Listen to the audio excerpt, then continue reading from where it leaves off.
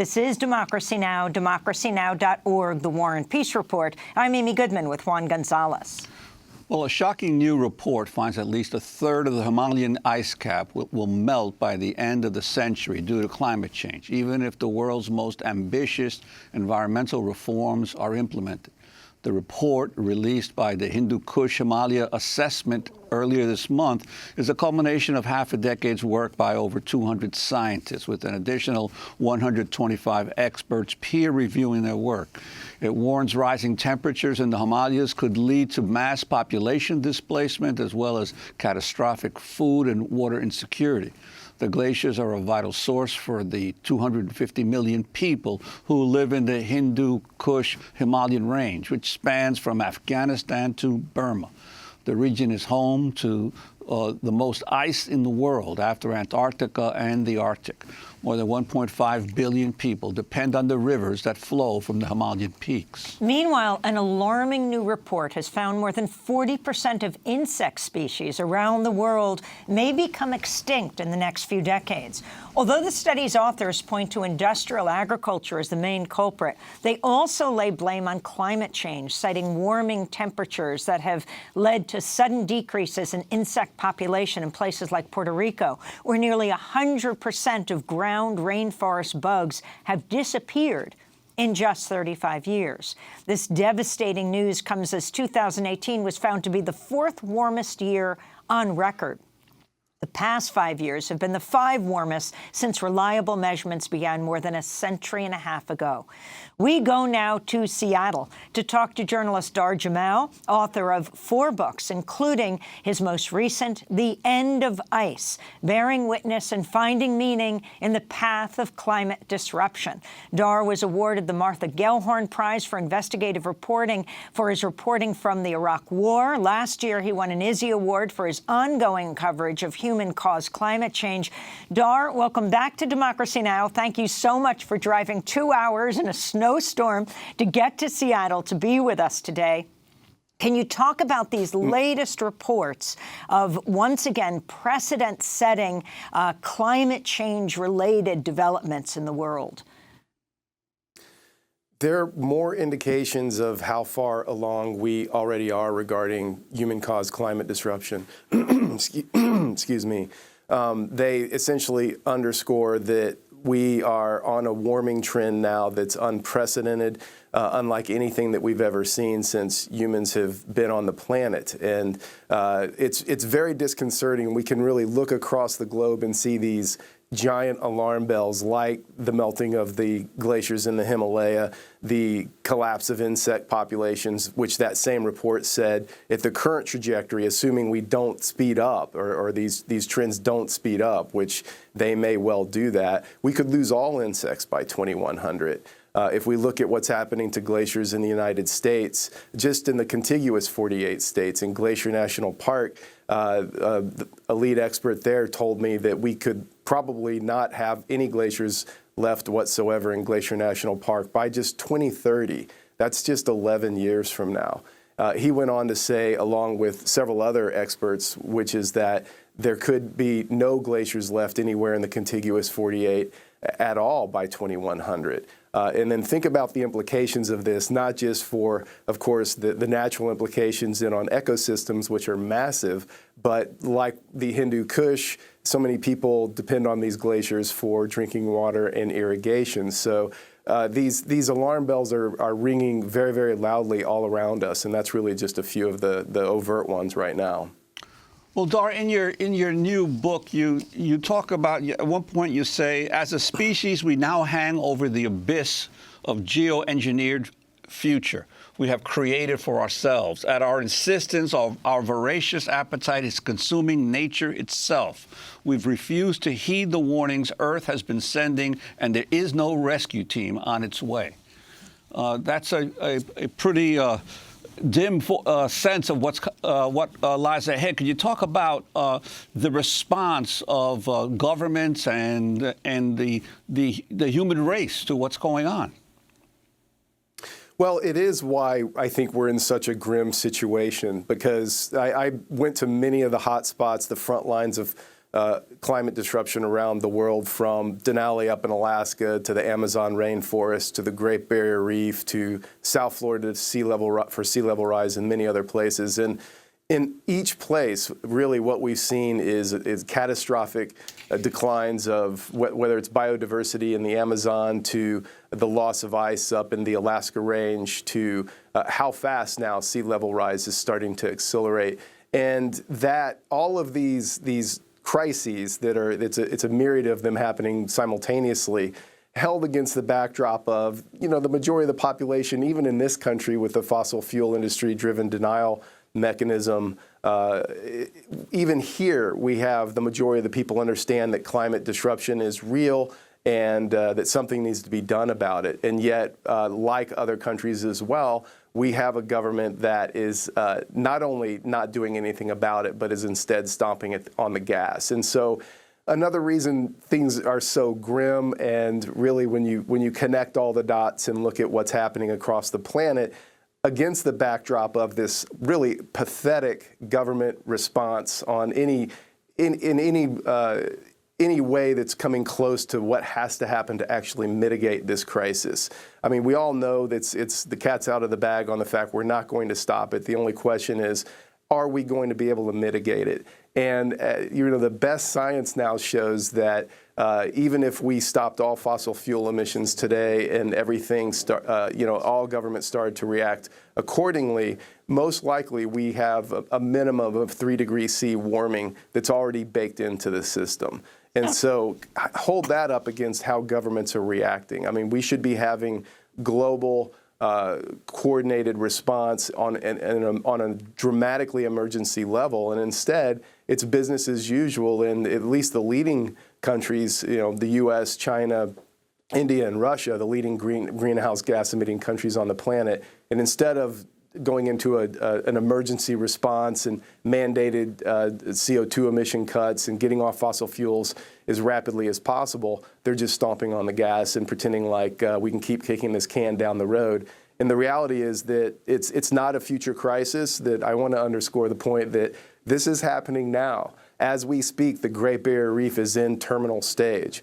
As we speak, we're already have set in motion things that are going to erase glaciers from the contiguous 48 states, probably well before 2100. As we speak, the Amazon is under grave threat and already has warming cycles happening there that are unprecedented in droughts. So we have to really, I think, start thinking about that in this way, that the future that we've all thought was going to be so much further down the line, or 2100 and catastrophic, it's already happening now. This is Democracy Now! I'm Amy Goodman with Juan Gonzalez. Our guest is Dahr Jamail, independent journalist, author of the new book, The End of Ice, Bearing Witness and Finding Meaning in the Path of Climate Disruption. So Dahr, take us on that journey of your life, from war reporting to climate change, from the highest peak, Denali in Alaska, to the Coral Sea. Well, it really did start when I first saw Denali, and that drove me to move up to Alaska. I just really fell in love with mountaineering and wanted to spend as much of my life as I could up in those amazing places on the planet. But immediately I was confronted with, this is in 1996, the dramatic loss of glaciers, the retreat that was already happening, the crazy weather swings that were already occurring across Alaska at that time. And so it was very, very clear to anyone up there spending a lot of time in the mountains what was already upon us then. And then, of course, the Iraq War, being called to go follow the need to go provide reporting there about how that war was impacting the Iraqi people. It's interesting in that, covering that for as long as I did, and the really dramatic, how obvious it was early on in that war what was happening, how bad it was. I mean, it was impossible to land on the ground there and not know that already so many Iraqis were being killed, so many Iraqis were being tortured.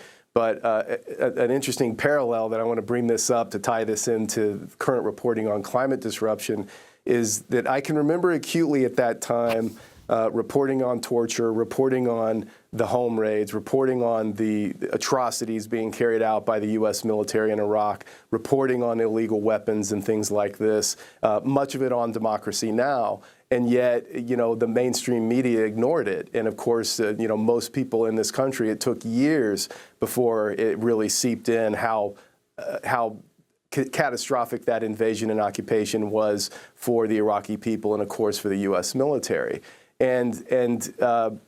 So coming out of that war, going into the BP oil spill, I was living in Texas at the time and covered that. And, another interesting theme, very, very obvious in all of these stories, is fossil fuels. We know the root cause of climate disruption at this point is the burning of fossil fuels. And then, of course, Iraq it's a no-brainer. That was a war for oil, clear and simple from day one. And then, of course, the BP oil spill, the consequences of living in a fossil fuel-based economy. And then now, again, back to climate change, where these impacts are upon us. And, the parallel I want to bring current now from sharing what I did about Iraq is that, I've been out on the front lines of where climate change is the most obvious. And I'm, far from the only reporter on this beat. And certainly there's plenty of others who've been on it longer than I. But that said, what I want to impart is that what's happening right now as we speak, we are in this. We are in the era of loss. We are in a situation where the planet is already irrevocably changed. And so the Great Barrier Reef being in terminal stage, I was there in 2017 for the first week of the coral bleaching event that struck the reef that year, which went on to kill 30% of the area that bleached. The next year, another coral bleaching event, 20% was lost of bleach. So then you have 50% lost in just 2 years. This is why scientists there are referring to the reef being in a terminal stage and probably won't last another 10 years. This is the single biggest coral ecosystem on the planet.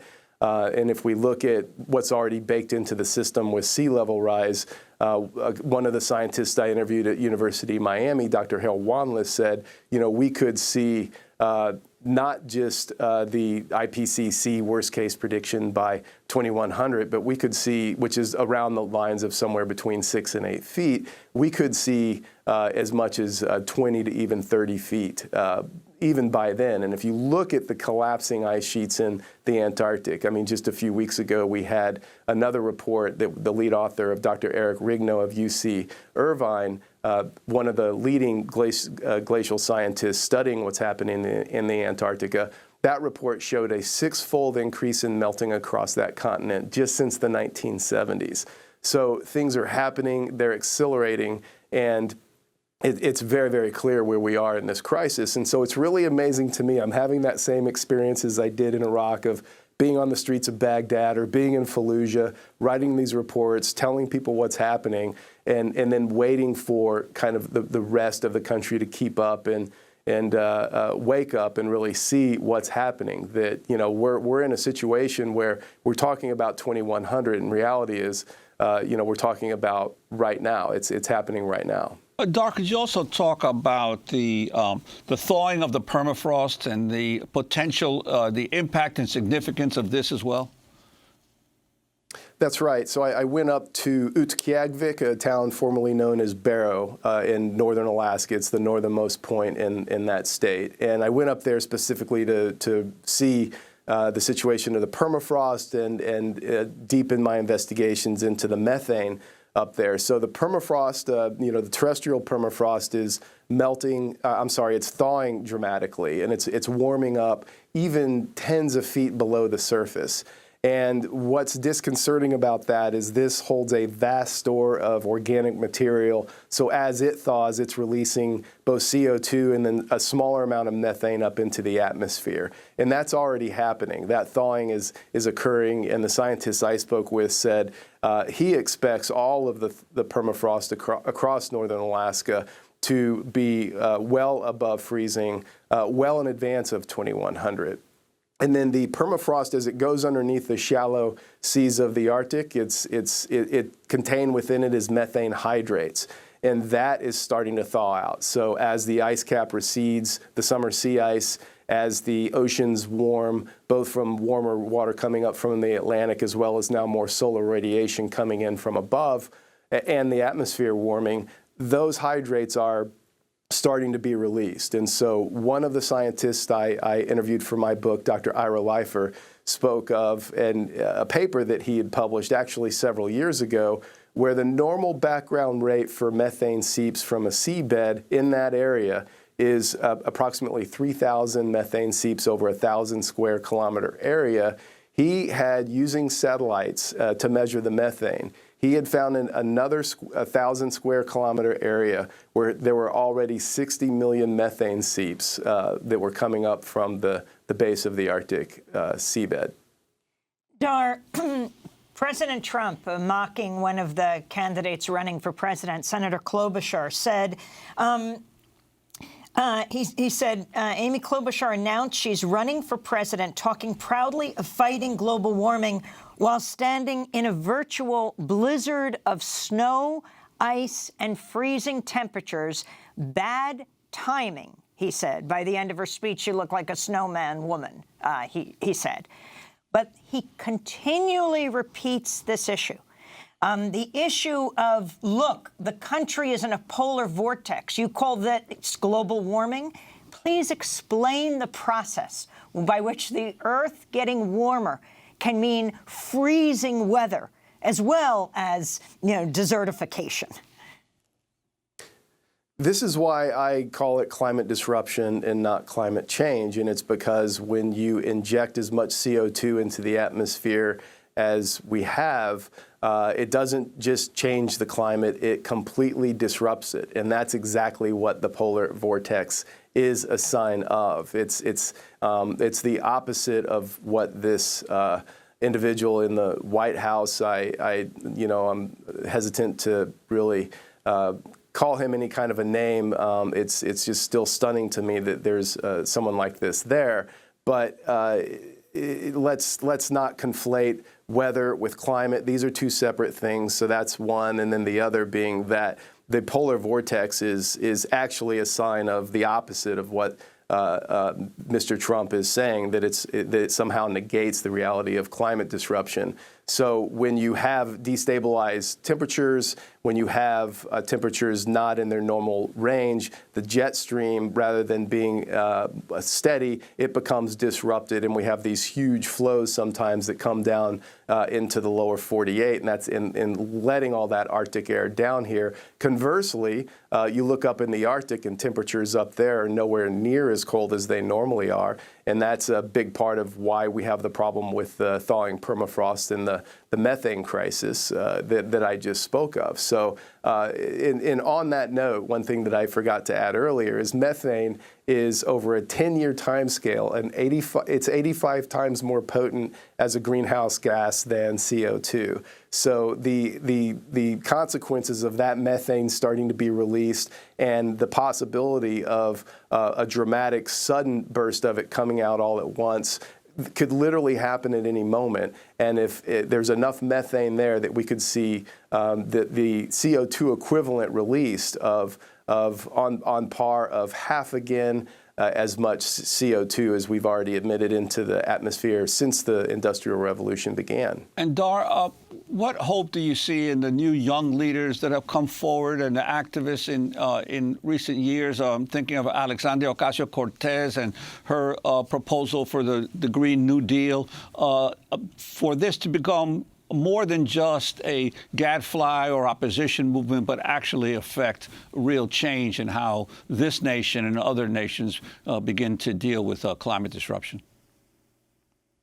I think these are valiant efforts and very, very heartening. I look at it now through a perspective that I learned from an indigenous man that I met and interviewed for my book and brought him into the closing chapter, Stan Rushworth, who of Cherokee descent, he's who reminded me that Western colonial mindset is that we each have rights, whereas indigenous wisdom teaches that we're all born into this world with certain obligations. And talking about the climate crisis through that lens, we have a moral obligation to future generations and to serve and take care of the planet. And so when we see people like Cortez bringing out the new Green Deal and the Sunrise Movement that's behind that and other movements like this, I see these people really acting from that moral responsibility of what can we do to take care of future generations? What do we need to do to try to save a few more species? What else can we do individually to find different parts of the planet and start to take care of it, especially at a time when governments are not doing what they're supposed to be doing and how they ought to be responding to this. So I look out and I see movements like this as really acts of deep integrity and great courage at a time when everything seems to be stacked behind us. Because I think what we need to remember, it's so easy to look at the big picture and get completely disheartened when we do that. And I think what we need to remember is what is my own personal moral obligation? And when I wake up each day thinking about what I might do from that perspective, instead of having hope or coming at it from a more activist perspective, when I really come at it with a deep sense of moral obligation, it really doesn't matter what the results are. What matters is, am I doing the right thing, and am I doing all I can right now at this time of crisis? Dahr, can you describe your journey to the Amazon, to the lungs of the planet?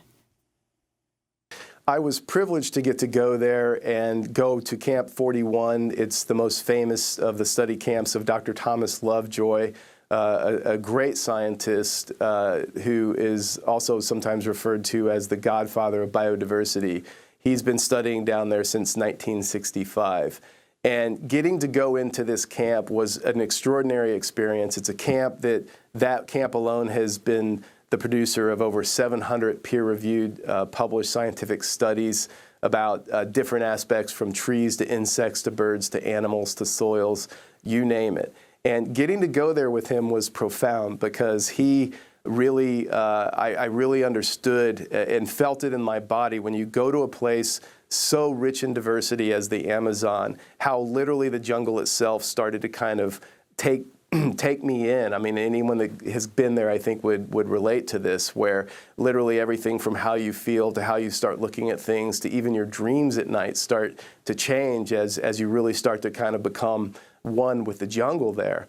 And Dr. Lovejoy, though, however, was troubled because if you look at what's happening to the Amazon with the increasing temperatures, the increasing amount of droughts, wildfires, and then, of course, human encroachment. One of the biggest problems there is the Amazon being hacked away and replaced with pasture so that cattle can be raised for beef.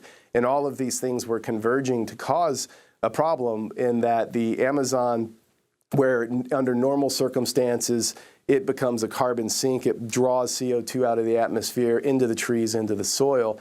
And because of the drought and the warming temperatures, there's actually already been longer periods, from weeks even to at times a couple of months, where it's actually become a net carbon source in releasing CO2 back into the atmosphere. And as temperatures warm and all of these other climate disruption impacts intensify across the Amazon, unfortunately, it appears as though we were locked in to start seeing that happen a lot more. And then as a consequence, the incredibly rich biodiversity that is under threat. And the final note on that he shared that I think was really profound and important for people to know, so many of our pharmaceuticals come from the Amazon. And if we're going to be destroying parts of it and losing species that we don't even know exist yet, we might be taking out things that we're going to need in order to develop pharmaceuticals from future diseases that haven't even happened yet. So from just a purely human self-interest standpoint, it is an imperative situation to understand what's happening to the Amazon and the need to protect it. Dahr Jamail, we want to thank you so much for being with us. His new book, The End of Ice, Bearing Witness and Finding Meaning in the Path of Climate Disruption. That does it for our broadcast. Democracy Now! Is currently accepting applications for a full-time, one-year paid news production fellowship. Details at democracynow.org. Democracy Now! Is produced by Mike Burke, Dina Guzder, Nermeen Sheikh, Carla Wills, Tammy Warrenoff, Sam Alcoff, John Hamilton, Robbie Karen, Honey Massoud, Tarina Nadura, Taymarie Astudio, and Libby Rainey. Mike DeFilippo, Miguel Noguera, our engineers. Special thanks to Becca Staley, Julie Crosby, Hugh Grant, David Prude. I'm Amy Goodman with Juan Gonzalez. Thanks so much for joining us.